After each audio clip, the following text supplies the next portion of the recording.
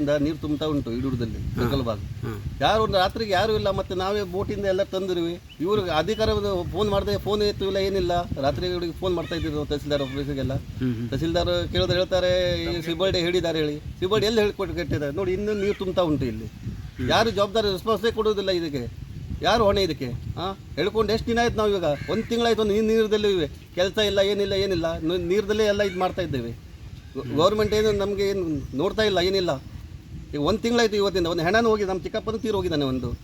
ಆದರೂ ಇವರು ಕ್ಯಾರ್ ಮಾಡ್ತಾ ಇಲ್ಲ ನಮಗೆ. ಏನು ಹೇಳೋದು ನಾವು ಇವಾಗ? ಸತ್ತೋದ್ರೆ ಈಗ ಯಾರು ನಮಗೆ? ಸುಮಾರು 3 ಗಂಟೆಗೆ ಜನ ಎಲ್ಲ ಶಿಫ್ಟ್ ಆಗಿ ರೋಡ್ ಮೇಲೆ ಬಂದು ನಿಂತಿದ್ದೇವೆ ನಾವು.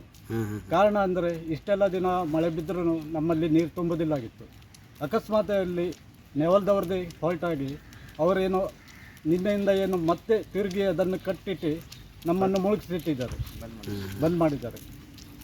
ಇದೇ ಪ್ರಕಾರವಾಗಿ ಹೋದ ಸಲ ನಮಗೆ ಜಿಲ್ಲಾಡಳಿತದವರು ಹೇಳಿದರು, ಇಲ್ಲೊಂದು ಕಮಿಟಿ ರಚಿಸಿ ನಿಮ್ಮನ್ನು ಒಳಗೆ ತಗೊಂಡೋಗಿ ಅದರ ಬಗ್ಗೆ ಕೂಲಂಕಷವಾಗಿ ಚರ್ಚೆಯನ್ನು ಮಾಡಿ ಕಣ್ಣಿಂದ ನೀವೇ ನೋಡಿ ಯಾವ ಥರ ಇದೆ ಅಂದು ಊರಿನವರಿಗೆ ಹೇಳ್ಕೊಂಡು ಹೋಗಿದ್ರು. ಆದರೆ ಇದ್ರ ಬಗ್ಗೆ ಇನ್ನೂವರೆಗೆ ನಮಗೇನು ಇದ್ದೇ ಮಾಡಲಿಲ್ಲ. ಹೀಗಾಗಿ ಇಲ್ಲಿ ಮುಳುಗಡೆ ಆಗಿ ಹೋದ ಸಲ ಒಂದು ಹೆಣ್ಣನೂ ಹೋಗದೆ